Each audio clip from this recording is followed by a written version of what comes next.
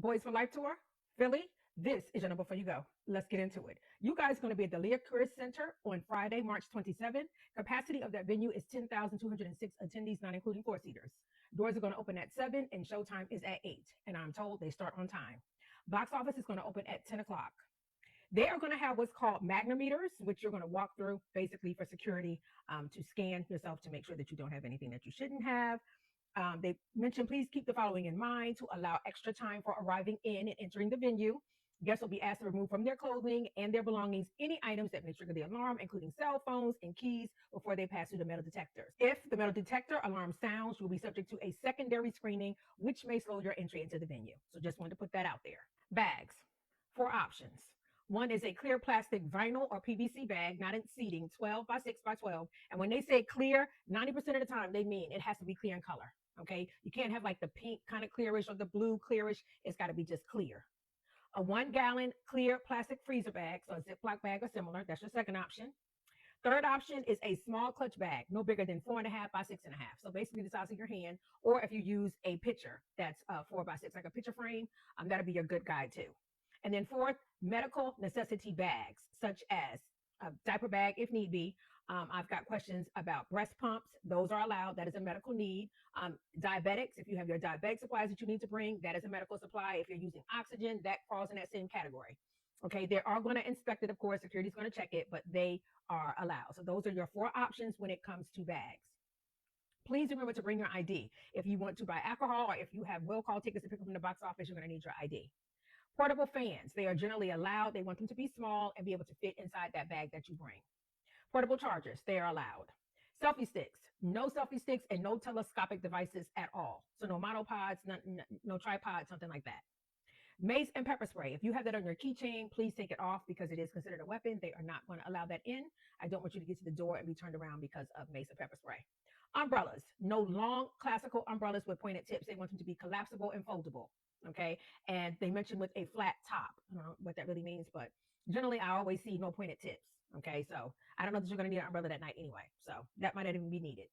Posters is a no. The venue generally overall is cashless. Okay, so I would really plan to come with your cards or either use tap to pay. The venue is smokeless, no cigarettes, no vapes, and no e-cigs. And they also have a no re-entry policy. So if you go outside and want to come back in, you're going to need a brand new ticket. Cameras, no video cameras, no audio recording devices, no professional cameras with detachable or zoom lenses, and no drones. So what can you bring? The cameras on your phone, a point and shoot camera, a disposable camera, and you might be able to get away with a Polaroid camera. That I know is a new trend. If you have a camera that has a extendable lens, okay, that lens generally cannot extend past 3 inches before they declare it a professional camera. Okay, as long as it doesn't extend any further than 3 inches. If your camera has a detachable lens, if it can work without the detachable lens, then bring it without a detachable lens. But if it is a camera that has to have that detachable lens put on it to work, it's generally going to be considered a professional camera. Okay. I hope that helps. But if you have any other questions, feel free to drop them below. I'll try to get back to you. Outside food is a no. Wheelchairs. They do have wheelchair escorts that are available by stopping at the box office. The box office is located at the Broad Street entrance. All entrances are ADA compliant, so you can enter any entrance if you have an ADA need. All parking garages have designated van accessible and regular handicap parking. Parking can be done via Park Mobile. You can do this on their web or on their app. In the search box, you're going to put the Leah Curtis Center, hit enter. It will bring you to this page. You should go ahead and hit list in that top right corner. If you hit list, it will then bring you to the Leah Curtis Center and it'll give you the option of view all events. From there, you'll be able to pick your show. Boys for Life Tour. Once again, if it gives you this map, please hit the list in the top right corner and it will then drop down the garages that are available. You see that there are two left, the Leah Curtis Garage and the Temple Towers. Two pieces of information to look at when you look in your reservation. I'm going to pick the first one, the Leah Curtis Garage.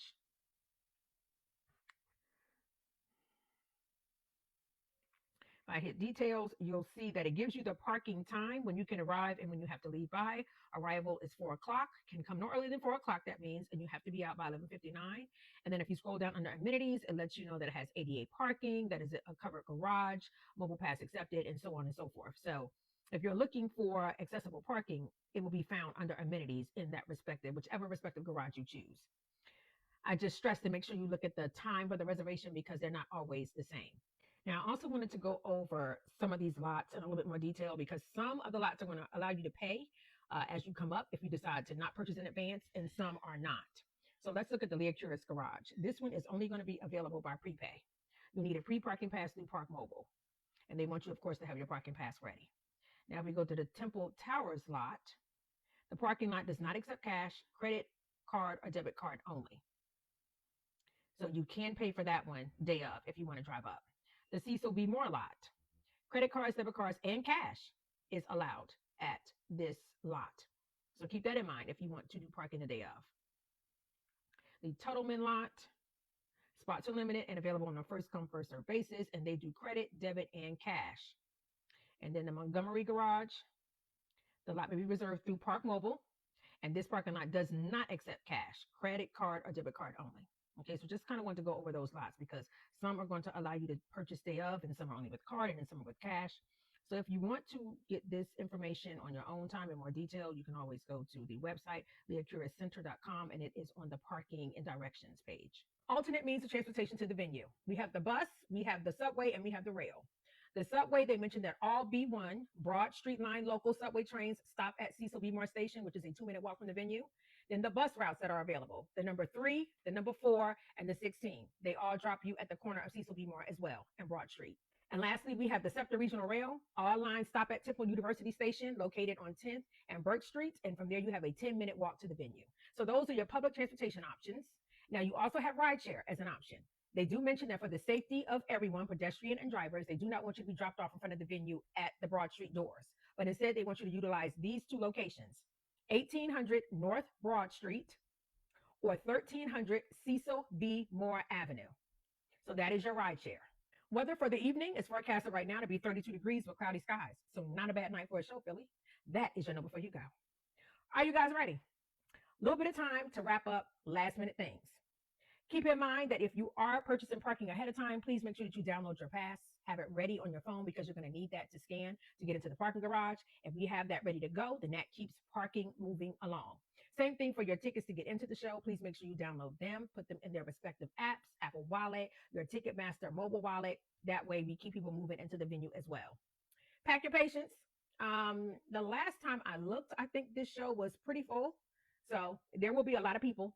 There's going to be a lot of traffic, a lot of people. Getting into the show is half of the battle. I feel the worst part is leaving. So pack your patience. If you have any questions or any comments, please feel free to drop them down below. I do try my best to get back to you and answer them. If you have watched this TikTok and you are not going to the Philly shop, but you are going to one of the cities that is upcoming on this tour and you want to be in the number before you go, please feel free to give me a follow because I got you. I'm also going to be covering many of the hot tours for 2026, some that have already been announced and some that are still to be announced. So if you want to be in the know before you go to enjoy the show, please feel free to give me a follow. Philly, please be safe and enjoy the show. Bye.